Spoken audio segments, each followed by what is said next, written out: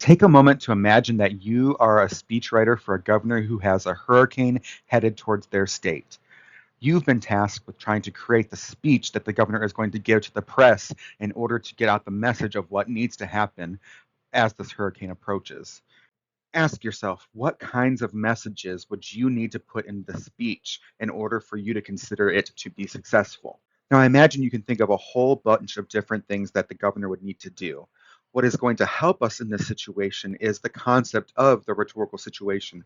One of the basic assumptions of the rhetorical situation is that rhetoric is situational, that each situation is unique and is calling forth a fitting response. So think of a eulogy. A eulogy happens after someone has passed away. And so when someone passes away, that creates a situation that calls for a response. For example, people might be mourning or not sure what happened or confused about how a young person could have died so young. And so the eulogy comes in to offer guidance, reassurance, comfort to those who are suffering in that situation.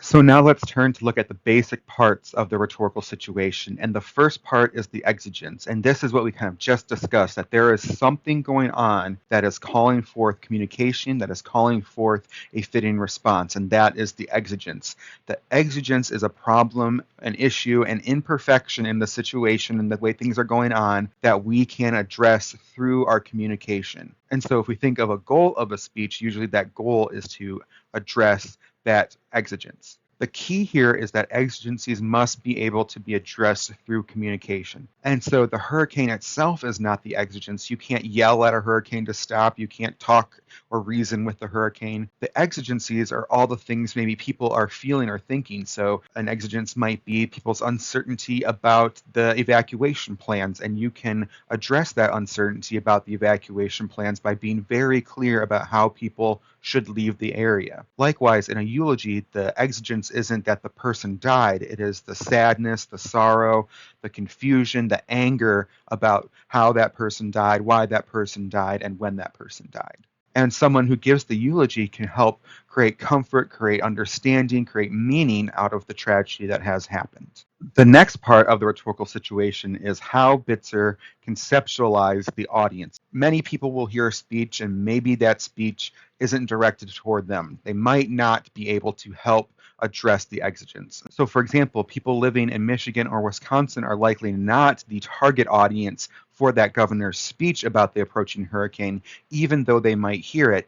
The idea is just because someone hears it doesn't mean the speaker should be writing to them. Instead, the rhetor or the speaker should be focusing on the second definition of audience or the target audience. And Bitzer had two ideas here with that target audience. The first is that they should be persuadable people and that they should be agents of change. And so I'll go through those two. By persuadable, what Bitzer means is that if we tried, we could actually convince somebody to do the thing that we're seeking to help us address the exigence. And so, if the idea was in this hurricane that we need people to evacuate to a different state, the people who actually would be willing to listen, actually would be willing to leave the state, would be a part of the audience if the next condition of agents of change is also met.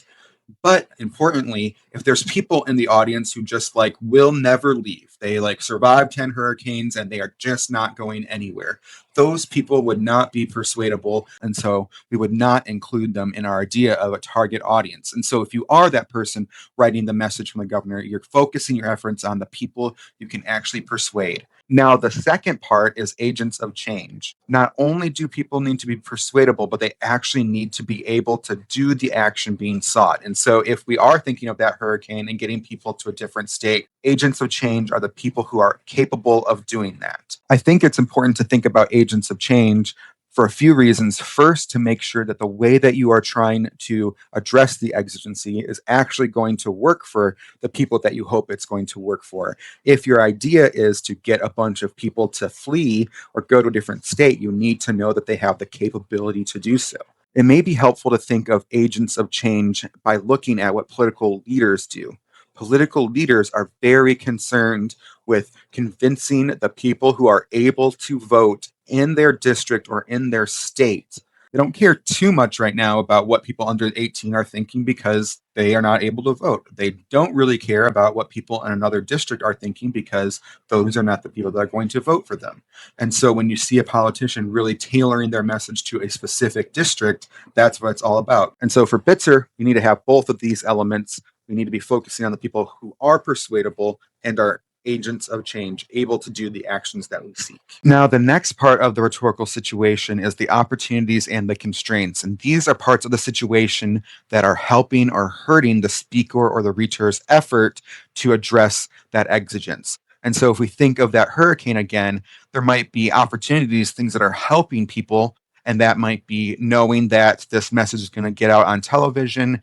Maybe it is people's experiences with the previous tropical system and them really wanting to get out because of what they experienced then. But that could also be a double edged sword. It might be a constraint because people think, hey, I survived the last tropical system. I'm going to be able to survive this one. And so the more we dig into what are the potential opportunities and constraints for us, that is going to help us think of a better message. So, for example, if one of the constraints is people might just stay put because the other system didn't seem that bad, the speech would probably want to try to make a distinction and say, hey, yeah, that one we got through, but this one is much worse. This one's going to be more severe, whatever it may be, to address that constraint or the idea that people might not want to leave because the other one was not as bad of a storm. And so thinking about the opportunities and constraints help us overcome barriers to us being successful. And it helps us think of ways that we could be more successful by using the opportunities that we have. And of course, then we have the last part where the speaker and the text come in to try to give a message to address that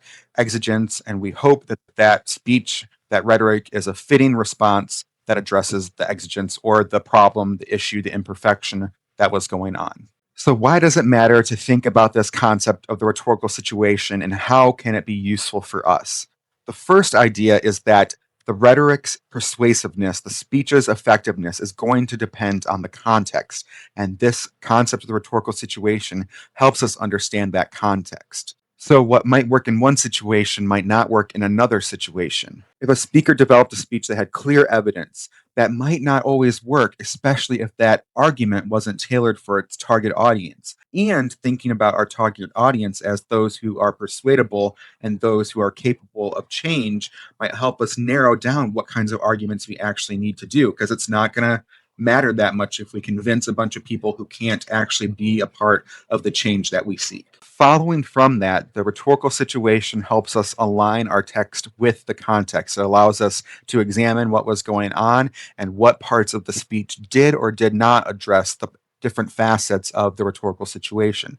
So it enables us to make arguments like this speech didn't work because it wasn't focused on its target audience, or this speech missed an entire exigency entirely. When the hurricane was approaching, people had a lot of anxiety and fear. And the way the speech went about this, it magnified that fear and anxiety. And everyone went out and bought all the toilet paper, and there's no toilet paper left, and all the gas is gone, and no one is able to get any gas anymore. And so that fear just escalates if you aren't addressing all the exigencies or thinking of all the exigencies and constraints. So the rhetorical situation ultimately allows us to create critical evaluations or arguments about the text and how it worked or didn't work, how persuasive it was, or why it wasn't as persuasive as it could have been as we align the text with the context. But in addition to allowing us to critically assess and analyze the different texts that we see, it also allows us to prepare our own speeches, our own forms of communication. It's definitely kind of geeky, but I have charted out my rhetorical situation when I go for job interviews, thinking of what's my exigence here in this job interview. And it might be that they are uncertain about my qualifications for the position. So I know I need to make sure I'm emphasizing my qualifications. It may be I'll be meeting a whole bunch of different people, but only a few of them are actually going to be able to vote on whether or not I am able to get the job. And so I want to make sure that I'm crafting unique arguments for those people who do get the vote. So there you have it, the rhetorical situation. Thank you so much for watching and have a good one.